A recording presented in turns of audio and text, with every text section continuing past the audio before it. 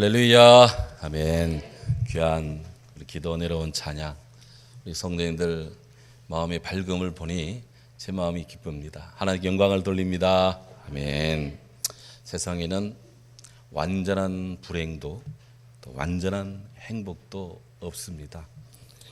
다가온 행운이 내게 불행이 되어서 그냥 치명적인 고통의 요인이 되기도 하고요.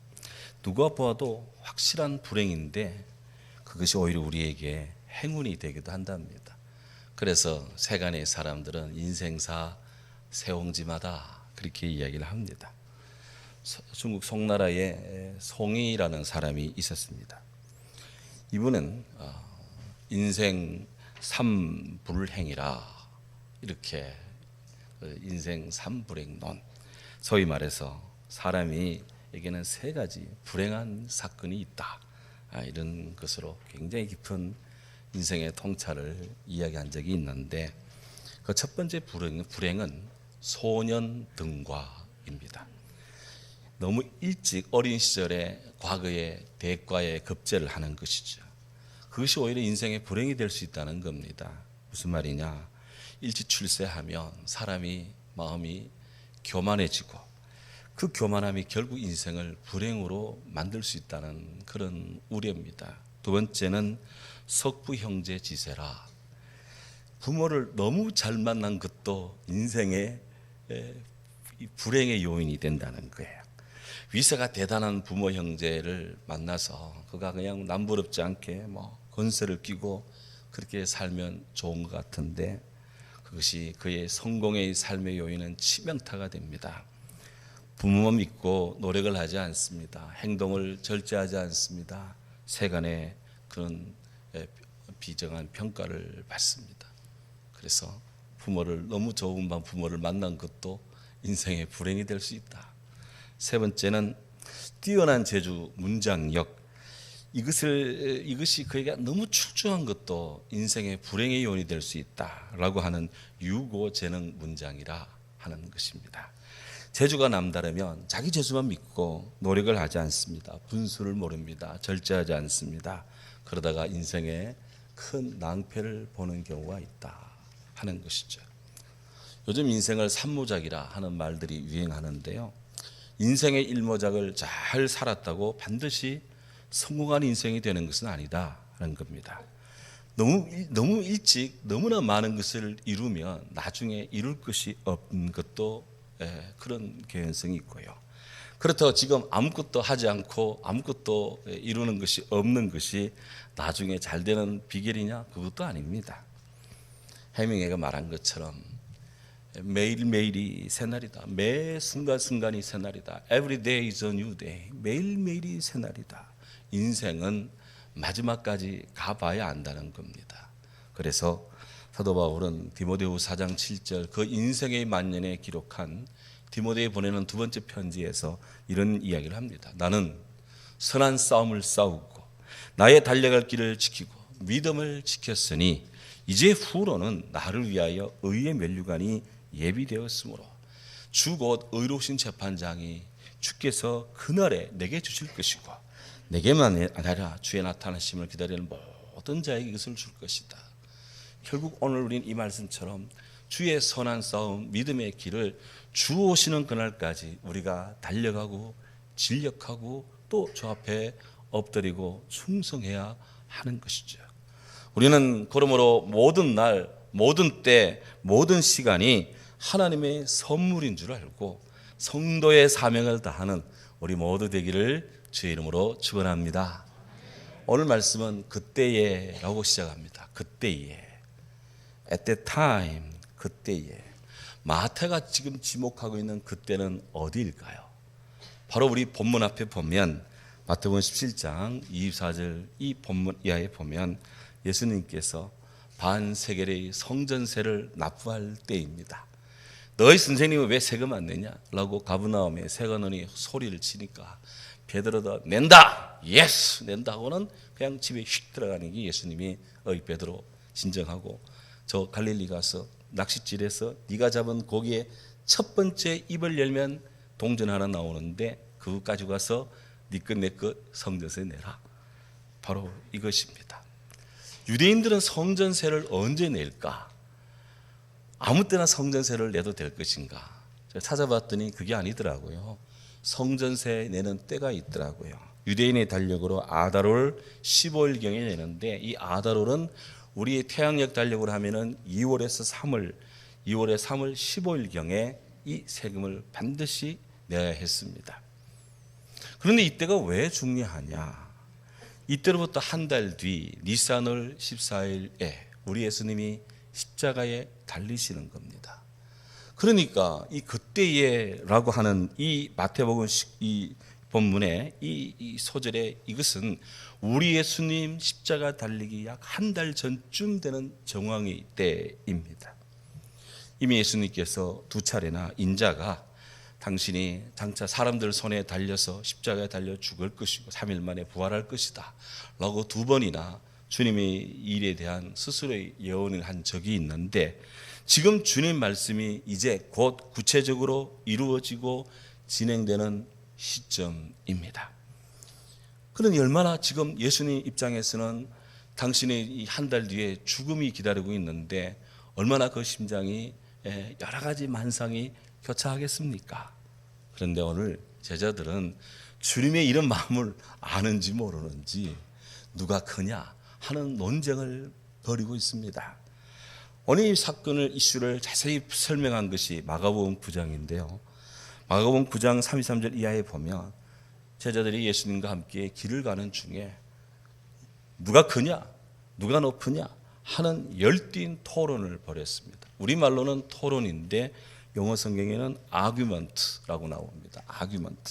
아규먼트란 말은 논쟁, 언쟁, 말다툼이라는 뜻이 다 들어와 있어요. 누가 크냐, 누가 높으냐 하는 논쟁을 벌이고 말다툼을 하고 언쟁을 벌였다 하는 거예요. 제자들 사이에 이런 이야기들이 예수님 귀에 들렸을까요, 안 들렸을까요? 틀림없이 들렸습니다. 그래서 어느 집에 딱 들어간 순간 예수님이 제자들과 묻습니다. 너희가 길에서 토론한 것이 뭐냐? 이렇게 물었어요. 물었더니 마가복음에 보면 그들이 아무 말도 못하고 잠잠하였다. quiet. 입 딱 다물고 다들 그냥 다물고 있습니다. 왜? 할 말이 없잖아요. 주님 앞에서 할 말이 아닌 것을 그들이 했기 때문에 그런 것이죠. 누가복음 9장에는 주님이 그들 마음에 변론한 것을 이미 아셨다 그랬습니다. 어쨌든 제자들이 이 지금 정황 파악도 못하고 한 달 뒤 예수님 십자가 사건이 앞에 있는데도 주님의 말은 귀담아 듣지 않고 그냥 천국에서 누가 우의정 좌의정 영의정 할 것인가, 이것 가지고 지금 농공행사한 경로를 벌이고 있습니다. 정리해 보면 예수님은 하나님의 뜻인 십자가를 향해서 묵묵히 앞으로 걸어가고 있습니다. 그에 반해 제자들은 하나님 영광을 빌미로 자기들이 이름이 드러나고 자기가 더 높은 것을 잡고 또 쥐고 누리고자 이렇게 그 영광을 누가 더 가질 것인가 도토리 기재기를 지금 하고 있습니다. 여기 제자들의 영혼과 시각과 그들의 삶의 동기, 안타깝게도 여느 세상의 사람들 못지않게, 아니 비등하게, 아니 더 지독하게 더 그런 자기를 주장하고 자기를 내세우고 있습니다. 성경을 보면 제자들은 주는 그리스도시요 살아계신 하나님의 아들이십니다 라는 베드로의 신앙 고백을 듣고 다 공감하고 아멘했을 겁니다. 제자들은 변화산성에서 우리 주님이 놀라운 하늘의 변형의 사건, 얼굴이 해처럼 빛나고 옷이 그냥 너무나 찬란하게 빛나는 너무나 어마어마한 하늘의 그 위용의 변형의 사건을 그들은 보았고 들었습니다.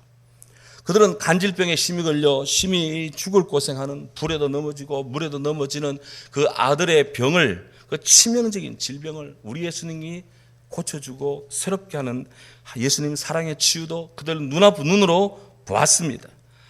지금 예수님께서 베드로에게 낚시질해서 고기 입을 벌려 그 안에 있는 동전 하나 가지고 성전세 내라 라고 하는 어마어마한 하늘의 이 기적도 방금 그들은 보았습니다. 이른바 하늘과 땅과 바다 물은 하고 하늘의 주여 땅의 주여 구원해 주신 예수님, 믿음의 주요 온전케 하시는 예수님, 이 엄청난 기적을 목도한 주의 제자들입니다. 정상적인 제자라면, 제가 그 자리에 있었다면 얼마나 귀한 영적인 체험입니까? 그렇다면 예수님 마음 품고 주님께 무릎을 꿇고 모든 입으로 예수 그리스도를 주라 시인하며 나의 아버지 하나님께 영광을 돌려도 신통찮은 그런 판입니다. 당연히 주께로부터 명령받은 것 다 행한 후에, 그럼에도 불구하고 저는 무익한 종입니다.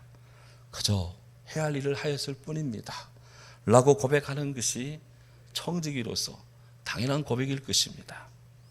오직 주님을 주목하고 주님의 길을 걷고 주의 사랑 안에 있기를 최고의 영예로 삼고 주님 있음으로 내가 있습니다 라고 하는 존재를 고백하며 그렇게 순응하며 순종하는 것이 제자적의 기본일 것입니다.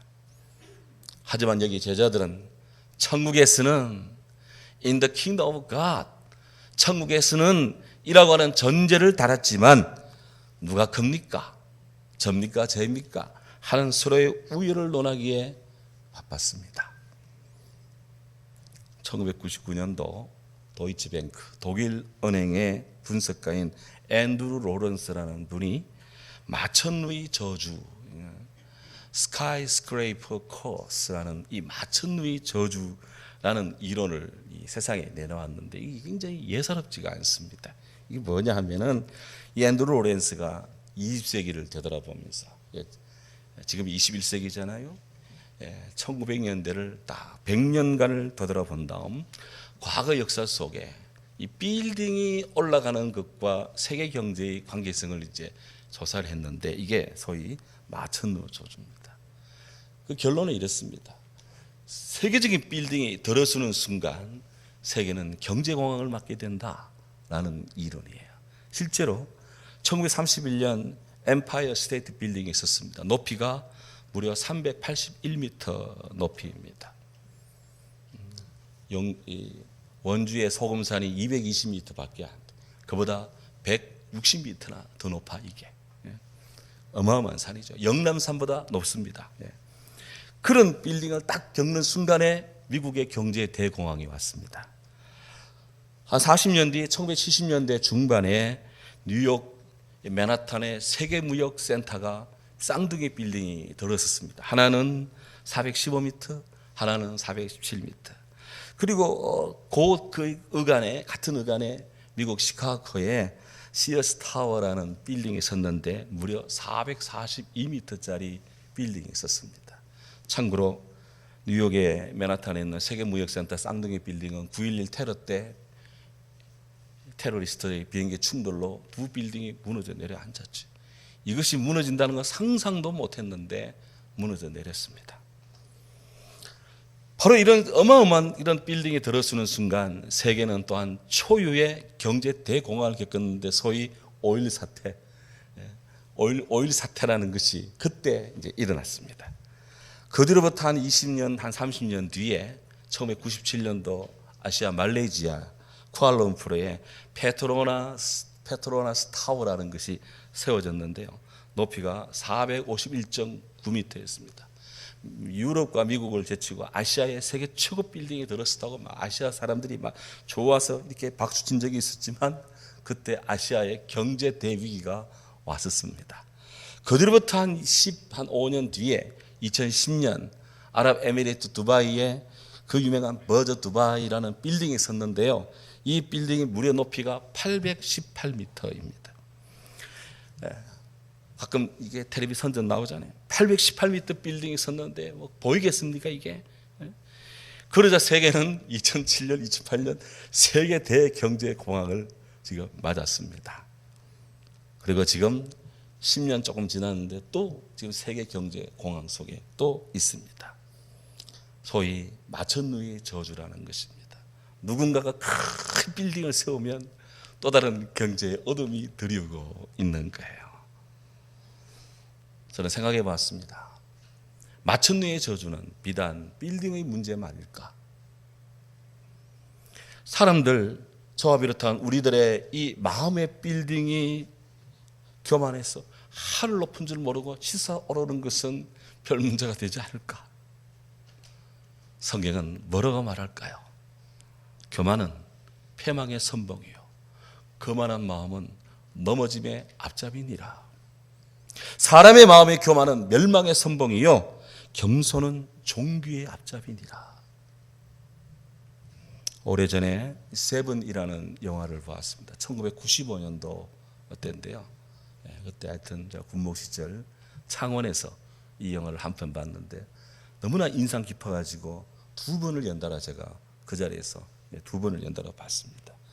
그게 멋진 배우 브래드 피트와 흑인 명배우 모건 프리만이 활약한 영화인데, 이 영화는 한 살인마가 단테의 신곡에 나오는 7가지 신이 용서하지 않는 7가지 죄, 지옥에 그냥 직행하는 7가지 죄목에 대한 나름의 심판을 가하는 그 살인마의 행적을 추적하는 건데요. 그 7가지 죄목이 이겁니다. 탐식, 나태, 탐욕, 성욕, 교만, 시기, 분노. 산 살인마가 연쇄살인을 일으키는데 소위 자기가 볼 때 이런 7가지 죄목에 너무나 충만한 자가 있으면 자기가 살인을 저지르는 거예요. 브래드 피트와 모건 프리만이 형사로서 살인범을 추적하는 그런 영화입니다.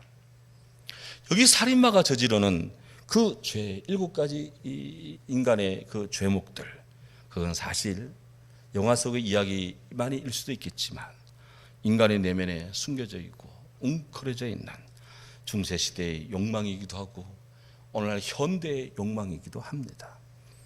아니 일상이 되어버린 우리들의 죄악이기도 합니다. 특히나 사람의 교만함이라는 것은 하나님 앞에서나 사람들 사이에서나 환영받지를 못한다는 거예요. 사람이 교만하면 하나님의 비웃음을 받게 되고요. 우리들이 교만해지면 하나님께 미움을 받는답니다. 우리들이 마음이 교만하면 하나님께서 싫어하십니다. 하나님이 싫어하시니 땅에서는 어떤 일이 날까요? 마음이 교만해지면 다툼이 일어납니다. 마음이 교만해지면 집이 망합니다. 마음이 교만해지면 망령된 자라 일컬음을 받습니다. 마음이 교만해지면 사람들의 미움을 받고요. 교만한 사람은 결국 비참한 상태로 낮아지게 됩니다. 예수님은 그래서 천국에서 누가 큽니까?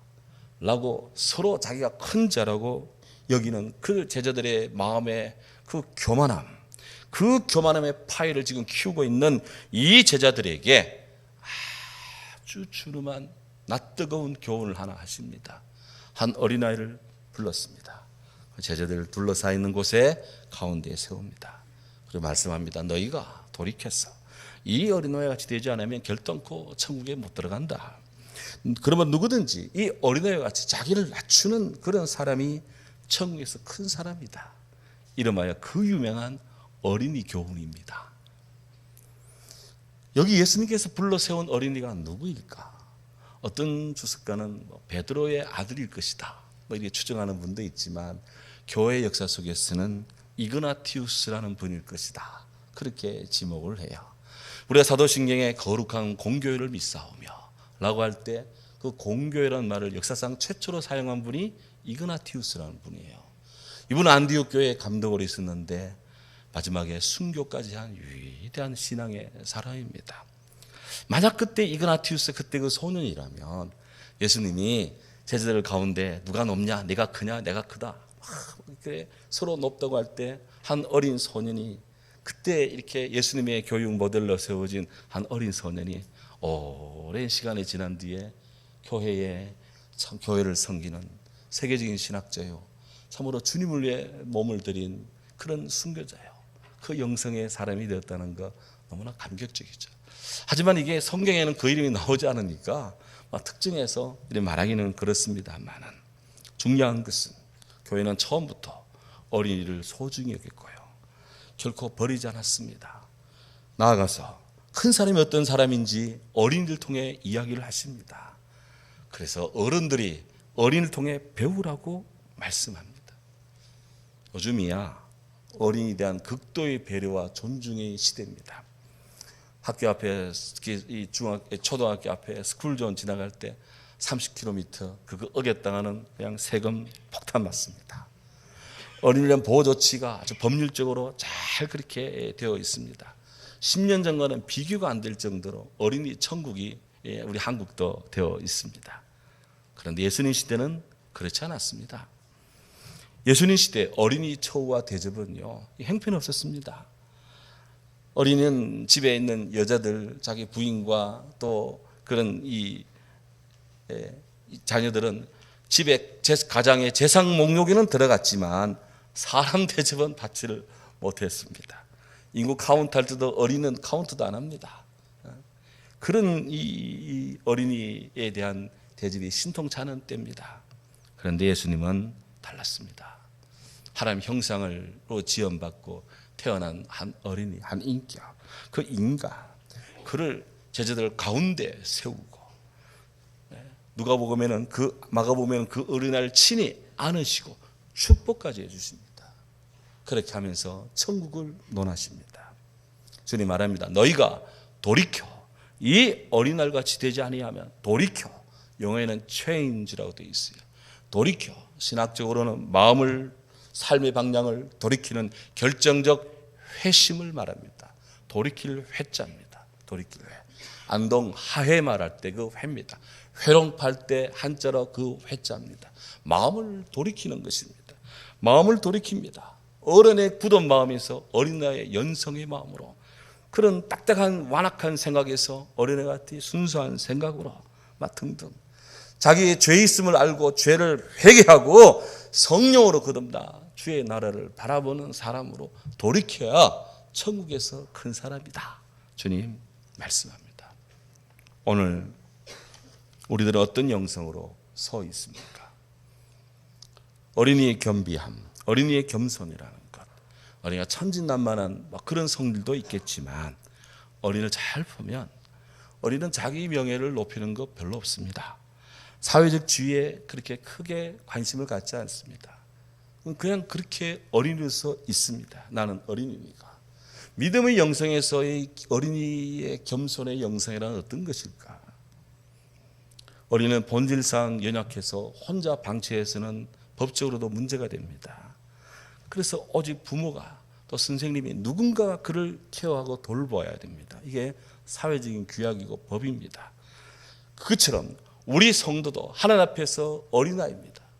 그래서 하나님의 뜻에 늘 순복하고 주의 보호 아래서 내가 행복하고 내가 안식을 누리고 내가 마음의 안정을 찾는 이것이 어린아이의 겸손의 영성입니다. 하나님으로 인하여 내가 참 편안합니다. 하나님으로 인하여 내가 행복합니다. 이 고백이 나오는 성도가 겸손한 성도입니다. 하나님 없이 살아야 된다. 그거는 어른의 모습입니다. 우리 주님의 자녀의 모습은 그런 모습이 아닙니다. 오늘로서 새벽 기도 때 골로새서가 이제 다 정리가 되고 내일부터는 에베소서를 묵상하는데 사도 바울이 골로새 교회에 보내는 편지 말미에서 어린이의 이 겸손의 영성을 가진 에바브라를 이야기를 합니다. 그리스도 예수의 종인 너희에게서 온 에바브라가 너희에게 문안하느니라. 그가 항상 너희를 위하여 애써 기도하므로 너희 하나님의 모든 뜻 가운데서 여러분들이 완전하고 확신 있게 서기를 구하노라. 바울의 눈에 비친 이 에바브라라는 분은 그리스도 예수의 종입니다. 주님의 사자예요, 이분이. 근데 너희에게서 온 골로새 교회 출신입니다. 그런데 이분은 지금 사도 바울이 있는 로마의 감옥에 와서 바울과 지금 면담을 하고 아련을 하고 바울과 여러 가지 세계 교회를 위해서 기도하고 일을 하는 가운데 그가 늘 시간 나면 짬이 나면 틈이 나면 하는 일이 늘 항상 골로새 교회를 위해서 늘 기도하는데 애써 기도하고 기도하되 골로새 교회 성도들이 하나님 뜻 가운데 완전하고 확실히 있게 서기를 계속 구하더라. 멀리 왔으니까 기도 안 할 수도 있어요. 쉴 수도 있어요. 좀 이렇게 여가를 즐길 수도 있습니다. 하지만 그런 세계의 대도시에 와서 그곳에서도 에바브라는 누가 보든 보지 않듯 자기의 사명을 다하는 거예요. 하나님 없이 살 수가 없다는 거예요. 골로새 교인들이 주 안에 온전히 서기를 구하는 것입니다. 그래서 그 뒤에 읽어보면 그리스도 예수를 주로 만든 주의 양들이, 주의 성도들이 주 안에서 행하되 주 안에서 살아가기를 지속하되 그 안에 뿌리를 박으며 세움을 받고 감사함을 넘치는 훌륭하고 멋진 성도로 뭐죠? 성장하고 성숙하고 그렇게 되기를 레슬링 기도하듯이 애써서 기도한다는 겁니다. 누가 천국에서 큰 자입니까? 예수님은 누구든지 이 어린아이와 같이 자기를 낮추는 사람이 천국에서 큰 자다. 그렇게 말씀합니다. 거룩한 겸손. 요한 클리마쿠스라는 분의 거룩한 등정의 사다리라는 이 초대교회 귀한 고전이 있는데요. 거기서 겸손이라는 것을 이렇게 설명합니다. 겸손은 영혼 안에 있는 것을 은혜로서 경험한 사람만이 알 수 있는 그런 이름이다. 이 주의 은혜가 있어야 겸손해진다는 거예요. 겸손은 형언할 수 없는 부요, 형언할 수 없는 이름이요, 형언할 수 없는 하나님이 주시는 선물이다. 주님은 나는 마음이 온유하고 겸손하니 내게 배우라. 천사나 사람이나 책에서 배우라 하지 않고 내게 배우라, 예수님께 배우라 했다. 그래서 죽으나 사나 우리가 예수님 찾는 것이 바로 이 겸손하기 때문에 겸손해야 되는 일인 것입니다. 그렇게 예수님께 배우면 내 영혼의 갈등으로부터 쉼을 얻고 악한 생각으로부터 해방을 받을 것이다. 예수님 안에서 주님 안에 살아가야 가는 겸손이 있어야 우리 영혼에 해방이 있고 참 평안이 있다는 그런 설명인데 전적으로 동감합니다. 겸손은 마귀들이 모방할 수가 없습니다. 마귀들이 따라갈 수 없는 크리스찬의 덕입니다. 사랑과 겸손은 거룩한 팀을 이루고 있습니다. 사랑은 칭찬하고 겸손은 칭찬받는 사람을 교만하지 않게 제어하고 컨트롤합니다. 성경에서 겸손한 사람 욥 말씀드리고 마칩니다. 욥 하나님 보시기에 의로운 사람, 동방의 의인이다. 자타가 공인하는 의로운 사람, 재물도 풍부했습니다. 그랬던 욥이 다 상실됩니다. 자기 의지와 관계없이 다 빼앗깁니다. 양들을 빼앗기고 소도 빼앗기고 나귀도 빼앗기고 도둑놈들이 다 가져갔습니다. 나중에는 큰 바람이 불어서 한 집에 모여 생일 파티하던 아들 7, 딸 3이 한꺼번에 그냥 집이 무너져 죽습니다. 여러분 만약 오늘 우리 이 시대에 이런 일이 있다면 어떻게 하겠습니까? 욥은 하나님을 원망할 수도 있습니다. 하지만 그는 그의 첫 마디는 주신 자도 하나님, 가져가신 이도 하나님, 하나님 영광 받으십시오. 그가 앉은 자리는 그가 과거에 누렸던 영화를 기억하며 좋은 의자에 소파에 앉은 것이 아니었습니다. 욥은 모든 것이 다 헤어진 그런 이 처량한 모습이었지만 그는 자기 잘못을 깨달으며 잿더미에 앉습니다. 죄를 덮었으며 하나님 앞에 회개하기를 선합니다. 회개했습니다. 그 회개는 많은 회개가 있지만 이런 회개입니다. 제 말이 잘못되었음을 깨닫고 내가 티끌과 잿더미에 앉아 회개합니다. 욥기 42장 6절에서 이 회개를 합니다. 40제 동안 여러 가지를 논했지만 마지막 42장에서 회개합니다. 그랬더니 42장 10절에 보면 하나님이 욥의 공경을 돌이키시고 여호와께서 욥에게 주셨던 이전의 축복에 배를 주셨다. 그래서 욥의 부흥의 축복, 더블의 축복이 그냥 오는 것이 아니다. 회개할 때 오는 것이고 겸손한 영혼에게 하나님이 부어주시는 것입니다. 내 영혼이 낮아지고 낮아져야 내 삶의 공간이 있고 여기에 하나님 복을 채울 여지가 있는 거예요. 그래서 낮아진 거예요.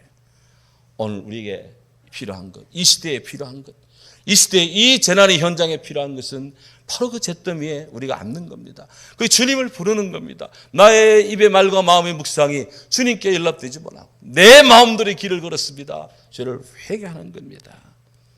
하나님 앞에 영적 시소 법칙의 제1원칙, 주를 높이라. 주님 말합니다. 그를 높이라. 그가 너를 높이 들리라. 만일 그를 품으면 그가 너를 영화롭게 하리라. 할렐루야. 오늘 우리 모두 교회를 사랑하는 사람, 성경을 사랑하는 사람, 거룩한 겸손의 예수 그리스도의 인격을 본받기 원하는 주의 제자들. 하지만 우리 안에 누가 크냐 하는 높아짐이 혹 자리할 수도 있는데 사람이기 때문에 가능한 이야기입니다. 하지만 주님은 즉시 교정합니다. 어린이를 세우고 오늘 헌금산송에 어린이 찬송이 있는데 오늘 이 주님께서 주시는 귀한 은혜인 줄로 알아요. 오늘 이 주의 사랑이 모두에 가득하기를 주의 이름으로 축원합니다. 아멘. 사랑하는 주님 감사합니다. 오늘 누가 크냐 하는 제자들의 그 다툼을